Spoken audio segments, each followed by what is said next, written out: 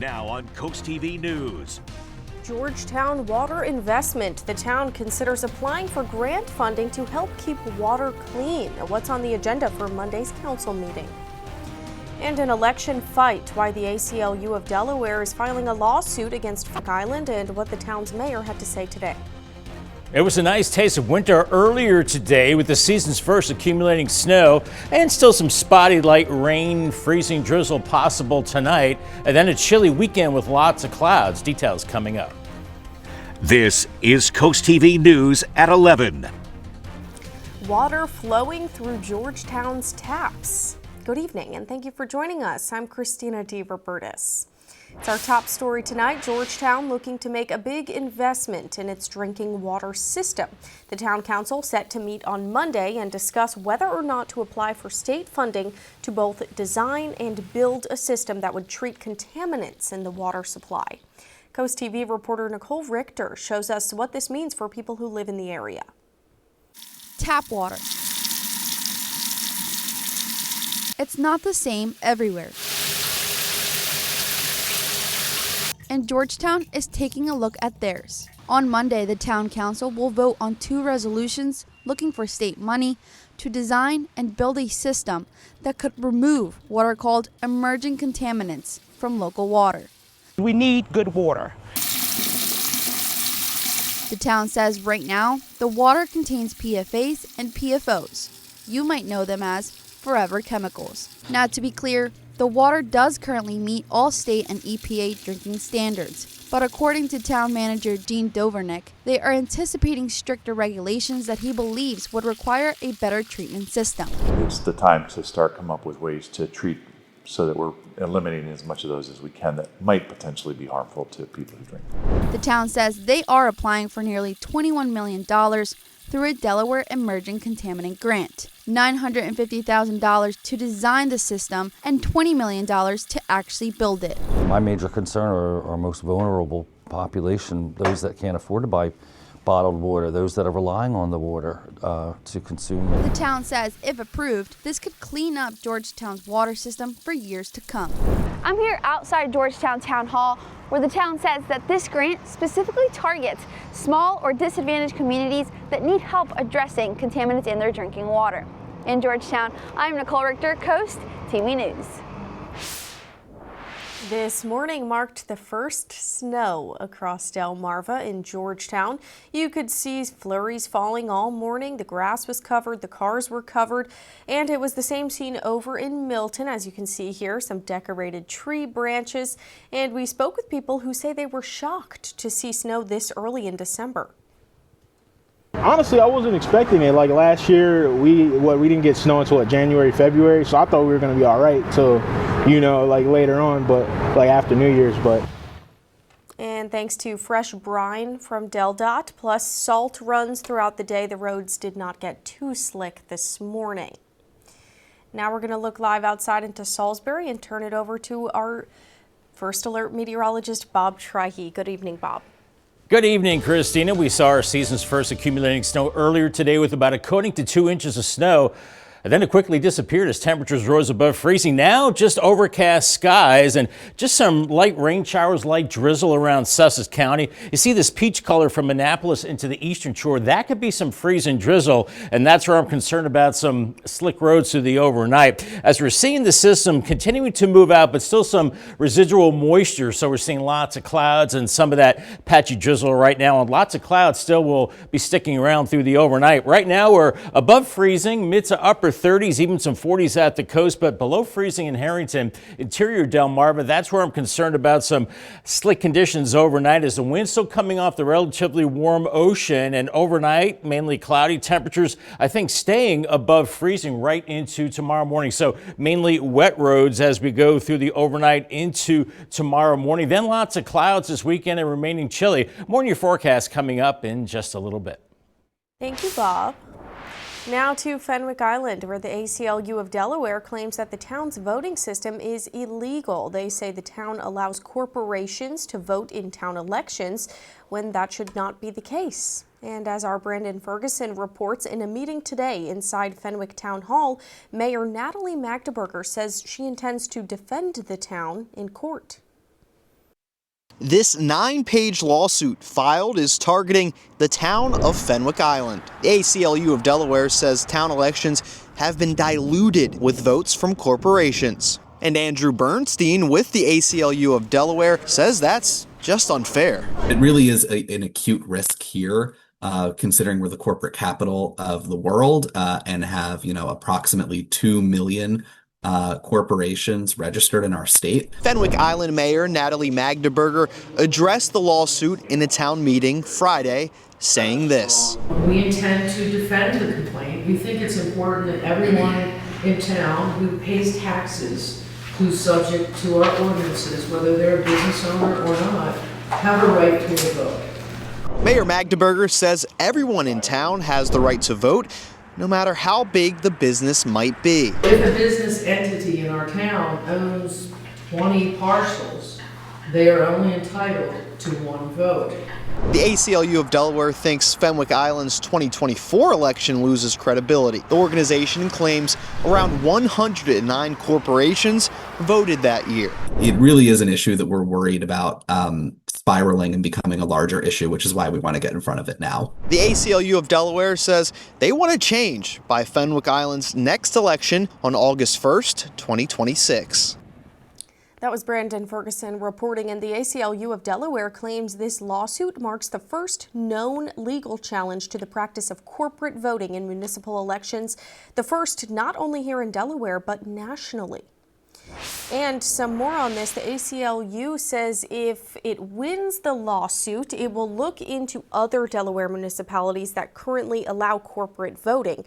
And those other towns include Henlopen Acres, Dagsboro, Bethel, and Dewey Beach. This brings us right to our Coast TV poll. We're asking if you think Delaware should ban corporate voting. Let's look at the results. 92%. This has really been the clear winner all day. 92% saying yes, all towns should ban corporate voting. A few say a case by case or think it's fair, but clearly a winner here tonight. And you can still vote. Just go to coasttv.com or use our mobile app. You can see the updated results online. The Maryland Food Bank sounding the alarm tonight over a new fight in Washington that could hit families here at home. The Trump administration threatening to withhold SNAP-related funding from Democratic-led states like Maryland in a dispute over sharing data on people who've received benefits. Food bank leaders say that would come at a time when demand is already high and many households are struggling to keep up with prices. We know that government benefits are essential. We know that if those are at risk of contracting, which they actually are right now, that we're going to have to be prepared to show up in a different way. Kimball said food insecurity across Maryland remains at a historically high level and has started to climb again. And she says even with help from partners and donors, charities cannot fully replace a federal safety net if SNAP money is held back from states like Maryland. Water bills in Worcester County have gotten a lot bigger this past quarter, and that's according to homeowners and businesses in the area. Coast TV reporter Kevin Zappé shows us what options are available for people who believe a leak might be to blame. Therese Tyndall opened up her box full of bills and took a second look at her water statement for this quarter. $377.02. That's $100 more than usual, but for others, the bills are even bigger. My brother-in-law said that his went up to $500, which was probably a $200 increase for him. This week, the Worcester County Chief Administration Officer presented the fiscal year 2026 water and sewer rates to the County Council, noting that the water and wastewater systems have faced years of underfunded maintenance and now need key repairs and replacements. They claim that's part of the reason bills have gone up. This is the highest water bill I have ever received.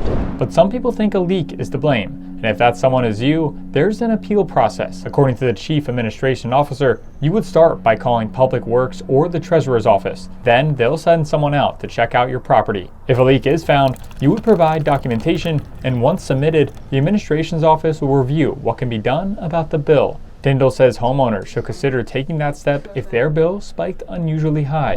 Absolutely. Absolutely, because it doesn't make good sense. As some prepare for an appeal, others are hoping next quarter's water bill won't be such a drain on their pocketbook.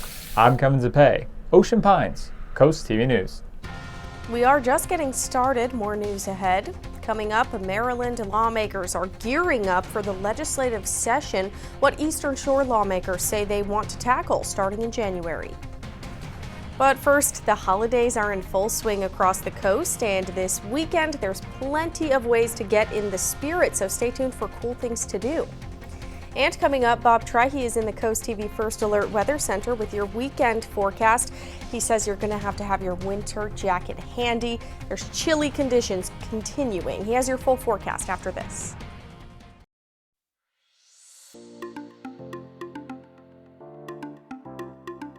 If you're at all struggling to get into the holiday spirit, just head over to Rehoboth Beach on Saturday because there's going to be hundreds of people dressed like Santa for the 4th annual Santa Bar Crawl. The event kicks off at 1 p.m. at Wilmington Avenue, and there are no tickets, but you're asked to bring a toy for Toys for Tots and a small donation for Tunnel to Towers. And the real Santa, not the bar crawl version, will be in Milton on Saturday. That's from 10 to 2 at Santa's Village next to the Milton Theater. There you'll find holiday vendors, decorated trees, and free hot chocolate, all sponsored by Milton Main Street. Bethany Beach keeping the magic going with Weekend Wonderland all day Saturday. You can shop small and hop on the trolley to see the town's Christmas displays. And finally, Lewis lights up with its Christmas parade starting at 5 Saturday night. Organizers expect about 100 entries in the parade, and after that, head to Zwannendale Park for the tree lighting and caroling. For more details, just head over to our website, coasttv.com, and click on Cool Things to Do.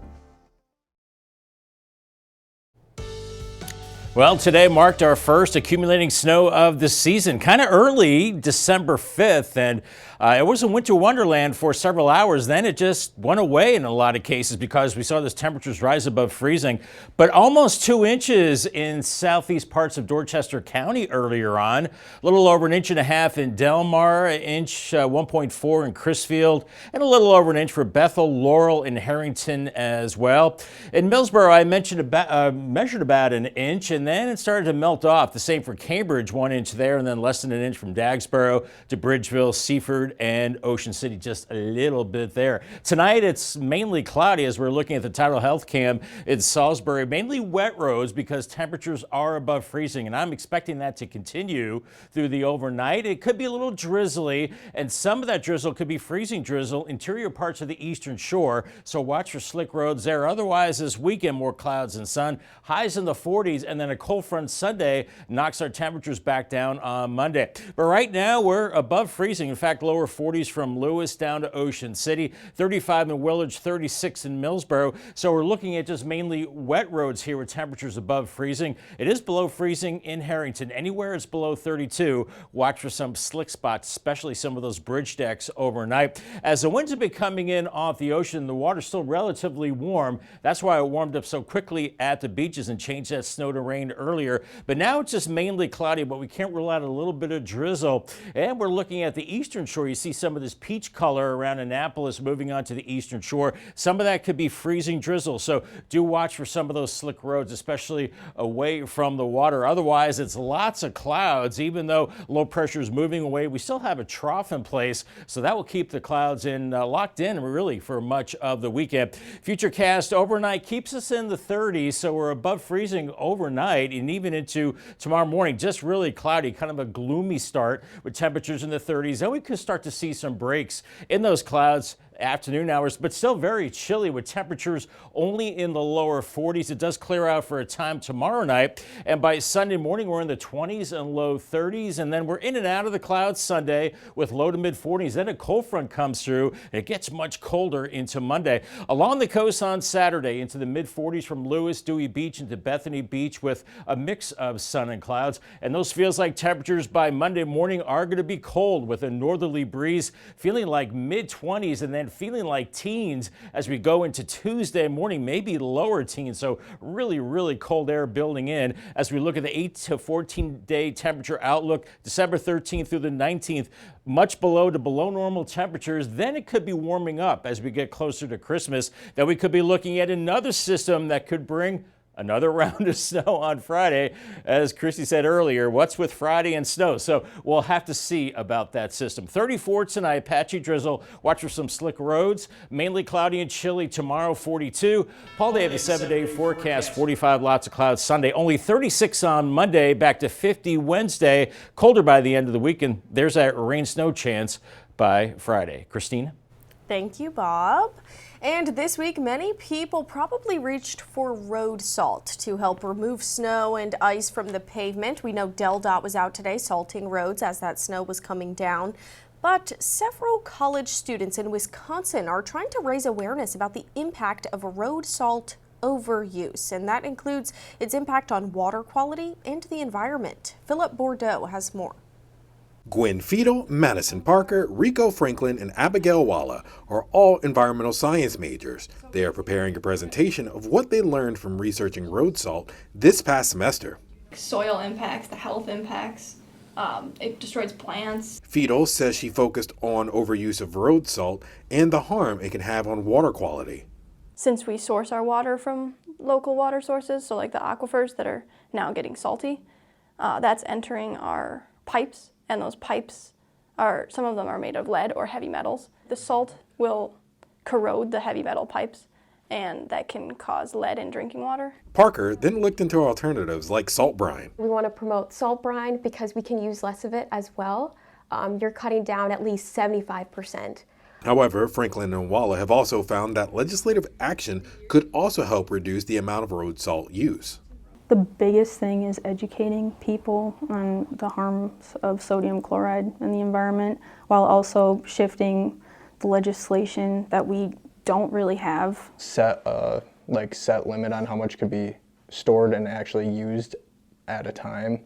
And yeah, probably look at the weather and figure out, yeah, we're only getting 2 inches of snow. You don't need to lay a half ton of salt down. Joshua Rupplinger oversees the grounds crew that clears snow at UW Oshkosh. He says while they still use road salt, these students have given them extra motivation to reduce its usage, including the decision to not clear every area of campus. Our proximity right to the Fox River is significant. So the amount of salt we're putting down is going to greatly affect anything and everything around us. And the students have the big voice here, right? And the more knowledge, the more power, like I said. If they can be aware and let their peers know, is only going to help drive the motivation to smart salt. To help raise awareness for more students, the group is placing signs that state the environmental cost of road salt. Trying to convince them that, helping the environment is important, and it's important because it will help them as well. For these students, they believe this has been a valuable experience on how to communicate what poses an environmental risk and what the greater public could do about it. The Salisbury Police Department has uncovered a string of burglaries. Stay with me on this. Last year, on December 2nd, around 9 a.m., Salisbury police responded to a burglary-related call.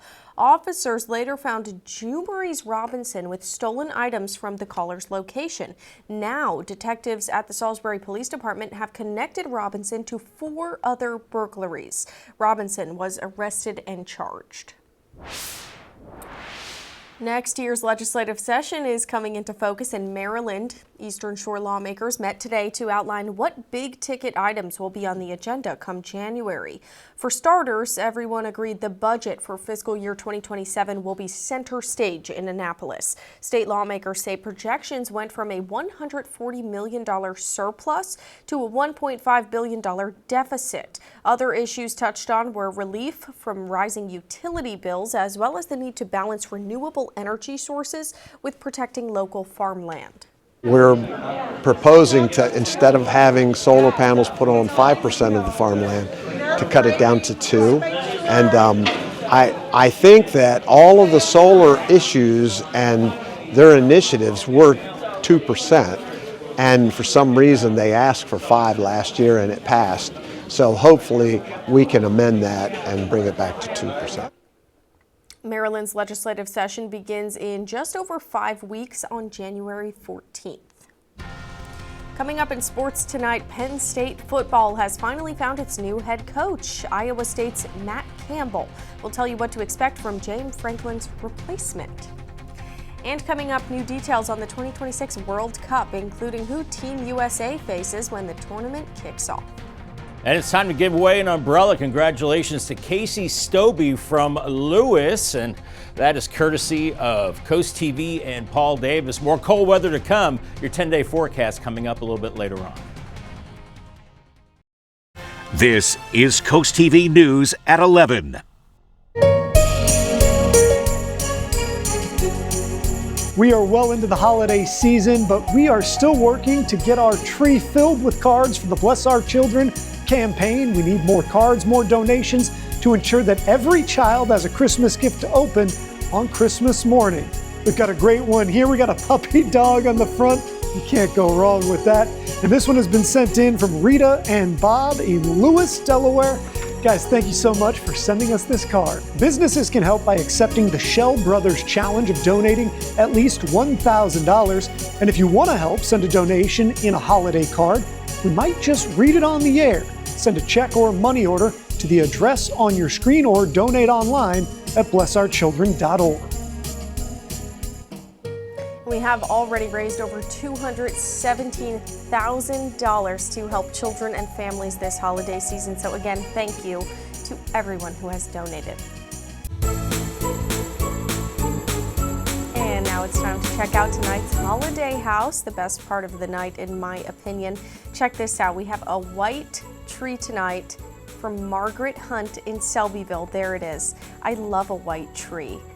So unique. Thank you, Margaret, for sending this picture from Selbyville, and you can send your own. We want to see how you're decorating too, so send your photos, send your videos. It's easy. Just go to coasttv.com/holidayhouse and we might show them here on TV.